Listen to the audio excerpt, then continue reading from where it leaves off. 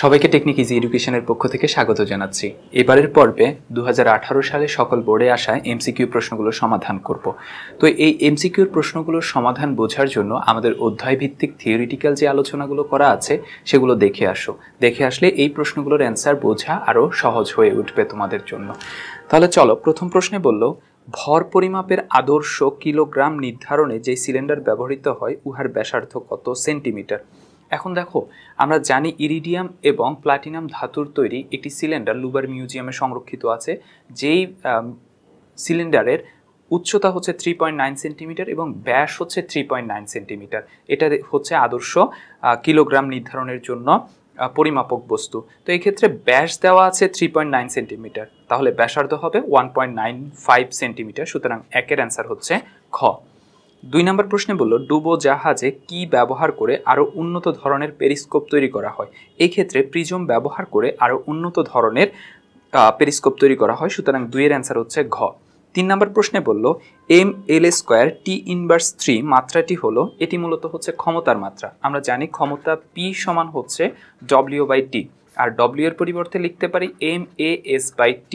তো এই ক্ষেত্রে আমরা যদি ভরের মাত্রা চিন্তা করি, m হচ্ছে ভর, তার মাত্রা হচ্ছে ক্যাপিটাল M, a হচ্ছে ত্বরণ, তার মাত্রা হচ্ছে LT ইনভার্স 2, এবং S হচ্ছে সরণ, যার মাত্রা হচ্ছে L, T হচ্ছে সময়, যার মাত্রা হচ্ছে T। সুতরাং এখান থেকে আমরা লিখতে পারি m, এই L⁻1 আর L⁻1 মিলে হচ্ছে L², আর T ইনভার্স 2, আর এই ক্ষেত্রে T উপরে চলে গেলে T ইনভার্স 1 হবে, তাহলে T ইনভার্স 2 আর T ইনভার্স 1 মিলে হবে T ইনভার্স 3। সুতরাং এখানে যেটি বলা আছে সেটি হচ্ছে ক্ষমতার মাত্রা, তাহলে আমাদের 2 নম্বর অপশানটি সঠিক। আবার একক সময় কৃত কাজকেই কিন্তু ক্ষমতা বলে, সুতরাং এটিও কিন্তু সঠিক, এবং একক সময় ব্যয়িত শক্তির পরিমাণকেও কিন্তু ওই যন্ত্রের ক্ষমতা বলা হয়, তাহলে 3 নম্বর অপশানটিও সঠিক, অর্থাৎ 3 এর অ্যান্সার হচ্ছে 1, 2, 3, অর্থাৎ ঘ। 4 নম্বর প্রশ্নে বলল কোনো মাধ্যমের পরম প্রতিসরণাঙ্ক √2 হলে বায়ুর সাপেক্ষে ওই মাধ্যমের ক্রান্তিক কোণ কত। এক্ষেত্রে আমরা সরাসরি সূত্র ব্যবহার করব, সাইন থেটা সি সমান 1/η। ইটা দ্বারা বোঝাচ্ছি পরম প্রতিসরণাঙ্ক। সুতরাং থেটা সি সমান হবে সাইন ইনভার্স 1/θ, ইটা এর মান হচ্ছে √2, যেটা পরম প্রতিসরণাঙ্ক হচ্ছে 1/√2। তাহলে সাইন ইনভার্স 1/√2 সমান হচ্ছে 45 ডিগ্রি। সুতরাং এই ক্ষেত্রে অ্যান্সার হচ্ছে খ। 5 নম্বর প্রশ্নে বলল 3-পিন প্লাগে কোনটি ব্যবহৃত হয়। 3-পিন প্লাগে বাড়তি হিসেবে ফিউজ ব্যবহার করা হয়ে থাকে। সুতরাং 5 এর অ্যান্সার হচ্ছে গ নাম্বারটি। এরপরে 6 নম্বর অপশানে বলল সঠিক সম্পর্ক কোনটি। দেখো, প্রথমটা হচ্ছে আপেক্ষিক রোধ এবং পরিবাহকত্বের বিপরীত রাশি, অর্থাৎ সিগমা হচ্ছে পরিবাহকত্ব এবং রো হচ্ছে আপেক্ষিক রোধ। সুতরাং সম্পর্কটি সঠিক, অর্থাৎ 1 নম্বর অপশানটি সঠিক। তারপর দেখো 3 নম্বর প্রশ্নে বলল সিগমা সমান GL/A। এখন এই ক্ষেত্রে আমরা জানি R ইকুয়াল রো L/A, তো এইখান থেকে আমরা রো সমান লিখতে পারি RA/L। তো এখন দেখো, আমরা যদি উল্টে দিই, অর্থাৎ রো এর পরিবর্তে 1/ρ লিখি, তাহলে এই পাশে দাঁড়াবে L/RA। এখন 1/ρ মানে হচ্ছে সিগমা, কারণ আমরা একটু আগে দেখিয়েছিলাম সিগমা হচ্ছে আপেক্ষিক রোধের বিপরীত রাশি, এই জন্য 1/ρ এর পরিবর্তে লিখলাম সিগমা, আর এই দিকে 1/R ইন্টু L/A। এখন দেখো 1/R মানে হচ্ছে জি, আর জি মানে হচ্ছে পরিবাহিতা রোধের বিপরীত রাশি, এই জন্য আমরা জি সমান লিখতে পারি 1/R। তাহলে এই ক্ষেত্রে 1/R এর পরিবর্তে লেখা যায় জি, আর এদিকে L/A ঠিক আছে, আর এদিকে সিগমা, তার মানে দাঁড়াচ্ছে সিগমা সমান GL/A, যেটি আমাদের 3 নম্বর অপশানে বলা আছে। সুতরাং 3 নম্বর অপশানটি সঠিক, অর্থাৎ 6 এর অ্যান্সার হচ্ছে 1 ও 3, যেটি আমাদের খতে বলা আছে। 7 নম্বর প্রশ্নে বলল NPN ট্রানজিস্টরে পি অংশটি কি। পি অংশটি হচ্ছে পিট, সুতরাং 7 এর অ্যান্সার হচ্ছে গ, অন্যটি হচ্ছে সংগ্রাহক এবং নিঃসার। তারপর 8 নম্বর প্রশ্নে বলল আলফা রশ্মির বেগ কত। আলফা রশ্মির বেগ হচ্ছে আলোর বেগের 10%, অর্থাৎ আলোর বেগ হচ্ছে 3 × 10⁸, আর তার 10% করলে 10/100। সুতরাং এই ক্ষেত্রে আমরা ক্যালকুলেশন করলে পাবো 3 × 10⁷, অর্থাৎ আলফা রশ্মির বেগ হচ্ছে 3 × 10⁷ মিটার পার সেকেন্ড, যেটা আমাদের গ নাম্বার অপশানে বলা আছে। সুতরাং 8 এর অ্যান্সার হচ্ছে গ। 9 এবং 10 নম্বর প্রশ্নের জন্য আমাদের একটি উদ্দীপক দেওয়া আছে। এই উদ্দীপকে হচ্ছে একটি বস্তুকে অবস্থান থেকে ছেড়ে দেওয়া হয়েছে এবং বিভিন্ন উচ্চতা দেওয়া আছে। তো প্রথম প্রশ্ন বলল 9 নম্বরে বি বিন্দুতে বস্তুটির বিভব শক্তি কত, অর্থাৎ এ বিন্দুতে বিভব শক্তি কত। আমরা জানি বিভব শক্তি হচ্ছে ইপি ইকুয়াল mgh, যেখানে h মিন করে বস্তুটি ভূমি থেকে কত উচ্চতায় আছে। এই বি বিন্দুটি ভূমি থেকে h1 উচ্চতায় আছে, সুতরাং আমরা এখান থেকে লিখতে পারি mgh1, অর্থাৎ এই ক্ষেত্রে অ্যান্সার হচ্ছে ক। 10 নম্বর প্রশ্নে বলল পড়ন্ত অবস্থায় ভূপৃষ্ঠ হতে কত উচ্চতায় এর গতিশক্তি বিভব শক্তির 3 গুণ হবে। তাহলে একটা জিনিস এখানে খেয়াল করো, সি থেকে বি পর্যন্ত উচ্চতা দেওয়া আছে h1, বি থেকে এ পর্যন্ত উচ্চতা দেওয়া আছে h2। তাহলে আমরা এটা লিখতে পারি h1 প্লাস h2 হচ্ছে সম্পূর্ণ উচ্চতা।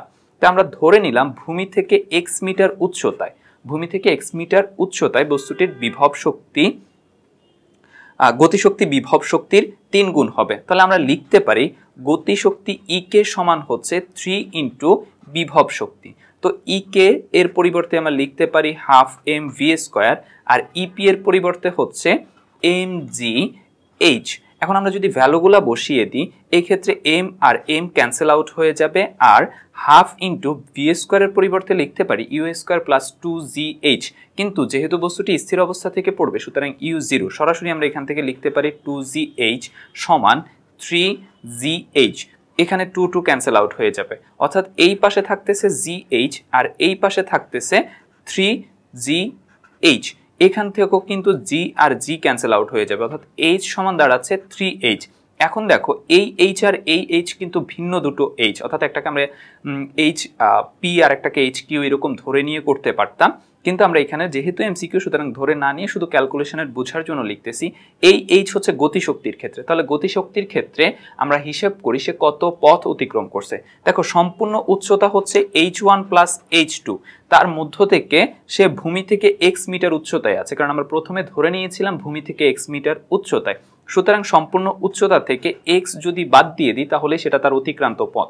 সুতরাং আমরা এই h এর পরিবর্তে লিখতে পারি h1 plus h2 minus x, আর এই পাশে 3 ইন্টু h। এই h হচ্ছে বিভব শক্তির h, আর বিভব শক্তির ক্ষেত্রে আমরা হিসেব করি ভূমি থেকে সে কত উচ্চতায় আছে।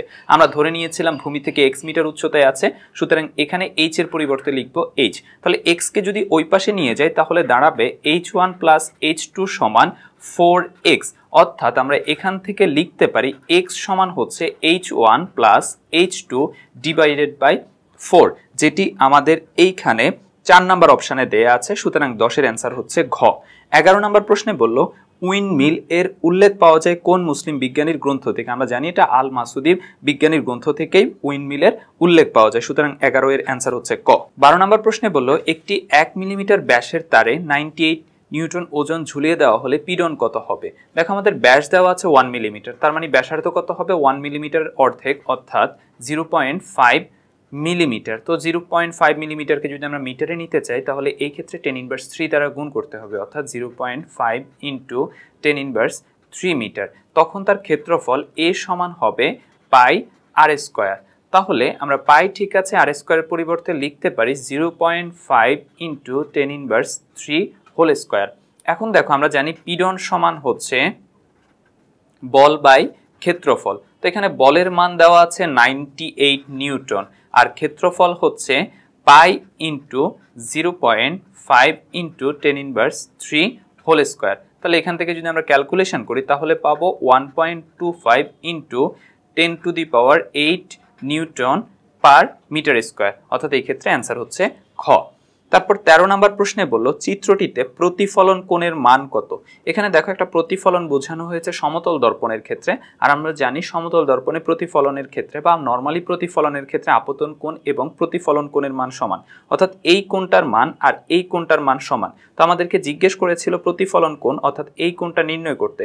এখন দেখো এই থেকে এই পর্যন্ত পুরোটা হচ্ছে 90 ডিগ্রি, আর এইটুকু হচ্ছে 30 ডিগ্রি, তাহলে এইটুকু কত হবে, এইটুকু হচ্ছে 60 ডিগ্রি। আর আমরা বলেছি এই আই কোণ আর আর কোণ সমান, আমরা আই কোণের মান পেয়েছি 60 ডিগ্রি, সুতরাং আর কোণের মানও হবে 60 ডিগ্রি। তাহলে 13 এর অ্যান্সার হচ্ছে গ। 14 নম্বর প্রশ্নে বলল একটি তলে রাখা 8 কেজি ভরের কোনো বস্তুর উপর 30 নিউটন বল প্রয়োগ করায় বস্তুটি 3 মিটার পার সেকেন্ড স্কয়ার ত্বরণ লাভ করে। বস্তু ও তলের মধ্যকার ঘর্ষণ বলের মান কত? এখন দেখো এই ক্ষেত্রে আমাদেরকে প্রথমে যেটা বের করতে হবে সেটা হচ্ছে তার উপর কার্যকর বলের পরিমাণ কত। এখন দেখো কার্যকর বল বের করার জন্য আমরা সূত্র জানি F ইকুয়াল ma। তো m হচ্ছে বস্তুর ভর যেটি হচ্ছে 8 আর a হচ্ছে বস্তুর ত্বরণ যেটি হচ্ছে 3, অর্থাৎ এই ক্ষেত্রে আমরা বলের পরিমাণ পাচ্ছি 24 নিউটন। এটা হচ্ছে তার কার্যকর বল। বস্তুর উপর বল প্রয়োগ করা হয়েছিল 30 নিউটন আর তার কার্যকর বল হচ্ছে 24 নিউটন। সুতরাং ঘর্ষণ বলের মান হচ্ছে 30 মাইনাস 24 অর্থাৎ 6 নিউটন। সুতরাং এই ক্ষেত্রে অ্যান্সার হচ্ছে খ। 15 নম্বর প্রশ্নে বলো সম্প্রতি বা কিছুদিন পূর্বে সংঘটিত হার্ট অ্যাটাক শনাক্তকরণের জন্য কোনটি প্রয়োজন? আমরা জানি সম্প্রতি বা কিছুদিন পূর্বে সংঘটিত হার্ট অ্যাটাক শনাক্তকরণের জন্য ইসিজি ব্যবহার করা হয় আর ইটিটি হচ্ছে কোনো কিছুর স্পষ্ট রিপোর্ট পাওয়ার জন্য। সেক্ষেত্রে হার্টের ব্লকেজ বা কোনো কিছু যদি স্পষ্ট ধরা না পড়ে ইসিজির ক্ষেত্রে তখন হচ্ছে ইটিটি করা হয়, অর্থাৎ বস্তুকে পরিশ্রম করারত অবস্থায় রেখে হচ্ছে ইটিটি করা হয়ে থাকে। সুতরাং আমরা 15 এর অ্যান্সার বলতে পারি ক। 16 নম্বর প্রশ্নে বললো ইউটি এর মাত্রা কোনটি? দেখো ইউ হচ্ছে বেগ আর টি হচ্ছে সময়। তো বেগের মাত্রা হচ্ছে LT ইনভার্স 1 আর সময়ের মাত্রা হচ্ছে টি। তাহলে আমরা এখান থেকে লিখতে পারি L, কারণ t টু দি পাওয়ার +1 আর t টু দি পাওয়ার -1 মিলে 0 হয়ে যাবে, অর্থাৎ t টু দি পাওয়ার 0 মানে 1। সুতরাং এই ক্ষেত্রে আমরা মাত্রা পাচ্ছি L, যেটি আমাদের গ নাম্বার অপশানে বলল। 17 নম্বর প্রশ্নে বললো ঝড় বৃষ্টির সময় কোনটি অপেক্ষাকৃত ভালো? ঝড় বৃষ্টির সময় হচ্ছে বজ্রপাত ঘটতে পারে। তো বজ্রপাতের ক্ষেত্রে জিনিসটা কি বিদ্যুৎ পরিবাহিত হওয়ার, আমরা জানি পরিবাহীর মধ্যে বিদ্যুৎ খুব সহজে পরিবাহিত হয়। সুতরাং আমরা পরিবাহী বস্তুর নিকটে থাকলে আমরা বজ্রপাতে বা বিদ্যুৎ পৃষ্ঠ হয়ে যাওয়ার একটা সম্ভাবনা তৈরি হয়। তো এই ক্ষেত্রে যদি ছাতার নিচে দাঁড়ানো হয় তাহলে ছাতা আমরা দেখি যে স্টিলের বা হচ্ছে লোহার রড বা দিয়ে তৈরি করা হয়, লোহা দিয়ে তৈরি করা হয়। সেক্ষেত্রে ছাতার নিচে থাকা কিছুটা বিপজ্জনক। গাছের নিচে অবস্থান করা, আমরা জানি ভেজা গাছ হচ্ছে পরিবাহীর মতো আচরণ করে, সুতরাং এই ক্ষেত্রে বিপজ্জনক। আর বৈদ্যুতিক খুঁটির নিচে অবস্থান করা তো আরও বিপজ্জনক। সুতরাং আমরা বলতে পারি খোলা জায়গায় দাঁড়িয়ে বৃষ্টিতে ভেজাটাই হচ্ছে অপেক্ষাকৃত ভালো। তাহলে 17 এর অ্যান্সার হচ্ছে ঘ। 18 নম্বর প্রশ্নে বলল কোনটির দিক ব্যাখ্যার জন্য তড়িৎ বলরেখা ব্যবহৃত হয়? আমরা জানি তড়িৎ তীব্রতার দিক ব্যাখ্যার জন্য তড়িৎ বলরেখার ব্যবহৃত হয়, কারণ তড়িৎ বলরেখার সাথে লম্বভাবে অঙ্কিত রেখায় হচ্ছে তড়িৎ তীব্রতার দিক নির্দেশ করে। সুতরাং 18 এর অ্যান্সার হচ্ছে খ। 19 নম্বর প্রশ্নে বললো কোনটি অসংরক্ষণশীল বল? এটা আমরা সবাই জানি ঘর্ষণ বল হচ্ছে অসংরক্ষণশীল বল। তারপর 20 নম্বর প্রশ্নে আমাদেরকে একটা ট্রান্সফরমারের চিত্র দেওয়া আছে। সেই চিত্রে বললো চিত্র অনুসারে প্রশ্নে বললো ট্রান্সফরমারটির রোধ আর এর মধ্য দিয়ে কত অ্যাম্পিয়ার বিদ্যুৎ প্রবাহিত হবে, অর্থাৎ এর মধ্য দিয়ে কি পরিমাণ বিদ্যুৎ প্রবাহিত হবে। তো এই ক্ষেত্রে আমরা সূত্র ব্যবহার করব I ইকুয়াল E/R, অর্থাৎ সেকেন্ডারি কুণ্ডলীর আমাদেরকে ভোল্টেজ বের করে নিতে হবে। তো এই ক্ষেত্রে প্রাইমারি কুণ্ডলীর ভোল্টেজ এবং প্রাইমারি কুণ্ডলীর পাক সংখ্যা দেওয়া আছে আর সেকেন্ডারি কুণ্ডলীর পাক সংখ্যা দেওয়া আছে। তো আমরা এখান থেকে জানি ES/EP সমান হচ্ছে NS/NP। তার মানে আমি ES সমান ডিরেক্ট লিখতে পারি NS/NP ইন্টু EP। তো এখন দেখো NS এর মান কত? NS দেওয়া আছে 25 আর NP এর মান হচ্ছে 50 ইন্টু EP এর মান হচ্ছে 240। তো এই ক্ষেত্রে আমরা পাবো 120 ভোল্ট। তাহলে আমরা যদি এখানে ভ্যালুগুলো বসিয়ে দিই, E এর ভ্যালু হচ্ছে 120 আর R এর ভ্যালু হচ্ছে 10। সুতরাং আমরা এখান থেকে ক্যালকুলেশন করে পাচ্ছি 12 অ্যাম্পিয়ার বিদ্যুৎ প্রবাহিত হবে, অর্থাৎ 20 এর অ্যান্সার হচ্ছে ক। 21 নম্বর এবং 22 নম্বর প্রশ্নের জন্য আমাদের এটা অনুপ্রস্থ তরঙ্গের চিত্র দেওয়া আছে। যে চিত্র অনুসারে প্রশ্ন করলো সমদশা সম্পন্ন বিন্দুগুলো হচ্ছে, আমরা জানি যেই দশাগুলোর হচ্ছে অবস্থান একই, অর্থাৎ তাদের সরণ বেগ দিক সবকিছু একই রকম, তাদেরকে সমদশা সম্পন্ন বলে। তো এই ক্ষেত্রে এই বিন্দু, তারপরে এই বিন্দু, এই বিন্দু, এই তিনটা বিন্দু হচ্ছে সমদশা সম্পন্ন, কারণ প্রতিটার ক্ষেত্রে হচ্ছে তরঙ্গ উপরের দিকে যাচ্ছে এবং প্রত্যেকটা সাম্য অবস্থায় আছে। সুতরাং আমরা বলতে পারি AEI হচ্ছে সমদশা সম্পন্ন, অর্থাৎ আমাদের এই ক্ষেত্রে অ্যান্সার হচ্ছে ঘ। আর এছাড়া হচ্ছে কতে যেটা বললো ABC, অর্থাৎ ABC এই তিনটা কিন্তু সমদশা সম্পন্ন। এখানে তরঙ্গ হচ্ছে সর্বোচ্চ চূড়ায় অবস্থান করতেছে। C হচ্ছে সাম্য অবস্থায় আছে কিন্তু তার ডিরেকশন হচ্ছে নিচের দিকে, এর ডিরেকশন হচ্ছে উপরের দিকে, সুতরাং এটি হবে না। অন্যদিকে যেটা বললো BDE, B হচ্ছে তরঙ্গ চূড়ায় অবস্থিত, D হচ্ছে তরঙ্গ পাদে অবস্থিত, সুতরাং এটিও হবে না। তারপর এখানে বললো ACE, দেখো A হচ্ছে ডিরেকশন উপরের দিকে, C হচ্ছে নিচের দিকে, সুতরাং এই ক্ষেত্রেও এগুলো সমদশা সম্পন্ন না। সুতরাং আমাদের 21 এর অ্যান্সার ঘই। তারপর বললো 22 নম্বরে সঠিক সম্পর্ক হলো, এখন দেখো প্রথমে সিই এর ক্ষেত্রে বললো এই যে সি থেকে ই পর্যন্ত, এই পর্যন্ত কিন্তু তরঙ্গ দৈর্ঘ্য না, আমরা তরঙ্গ দৈর্ঘ্যকে ল্যামডা দ্বারা প্রকাশ করি। আমরা জানি সমদশা সম্পন্ন দুটি কণার মধ্যে যেই দূরত্ব তাকে তরঙ্গ দৈর্ঘ্য বলে। সিই কিন্তু সমদশা সম্পন্ন না, সুতরাং এই ক্ষেত্রে ল্যামডা হবে না। তারপর যেটা বললো এ আই সমান হচ্ছে 2 ল্যামডা, দেখো এ থেকে ই পর্যন্ত হচ্ছে ল্যামডা, কারণ এই দুটো কণা হচ্ছে সমদশা সম্পন্ন। একইভাবে ই থেকে আই পর্যন্ত হচ্ছে ল্যামডা, কারণ হচ্ছে এই দুটো কণা হচ্ছে সমদশা সম্পন্ন। সুতরাং আমরা বলতে পারি এ থেকে আই পর্যন্ত টোটাল দূরত্ব হচ্ছে 2 ল্যামডা, তার মানে এটি সঠিক। আর যেটা বললো সিআই মানে হচ্ছে এখান থেকে এই বিন্দু পর্যন্ত, আমরা একটু আগে দেখিয়েছিলাম এই বিন্দু থেকে এই পর্যন্ত হচ্ছে ল্যামডা, আর সি থেকে ই পর্যন্ত হচ্ছে ল্যামডার অর্ধেক। তাহলে আমরা লিখতে পারি এই ক্ষেত্রে হচ্ছে ল্যামডা বাই 2 প্লাস ল্যামডা, অর্থাৎ আমরা যদি লসাগু করি তাহলে পাবো 3 ল্যামডা। সুতরাং সিআই সমান যে লিখলো 3/2 ইন্টু ল্যামডা সেটি সঠিক, অর্থাৎ 22-এর অ্যান্সার হচ্ছে 2 ও 3, গ নাম্বারটি। 23 নম্বর প্রশ্নে বললো লেন্সের সকল দূরত্ব ড্যাশ থেকে পরিমাপ করা হয়। লেন্সের সকল দূরত্ব হচ্ছে আলোক কেন্দ্র থেকে পরিমাপ করা হয়। আমরা যদি একটি উত্তল বা অবতল লেন্স যে কোনোটাই বলি, যেমন উত্তল লেন্সের ক্ষেত্রে প্রধান অক্ষের উপর একটি নির্দিষ্ট বিন্দু, যেই বিন্দু বরাবর আলোক রশ্মি প্রবেশ করলে নির্গত হওয়ার সময় আপতিত রশ্মি সমান্তরালে নির্গত হয়, সেই বিন্দুটাকে বলা হয় হচ্ছে আলোক কেন্দ্র। সুতরাং এই ক্ষেত্রে সকল লেন্সের জন্যই আলোক কেন্দ্র থেকে সকল বস্তুর দূরত্ব পরিমাপ করা হয়। তাহলে 23-এর অ্যান্সার হচ্ছে ক।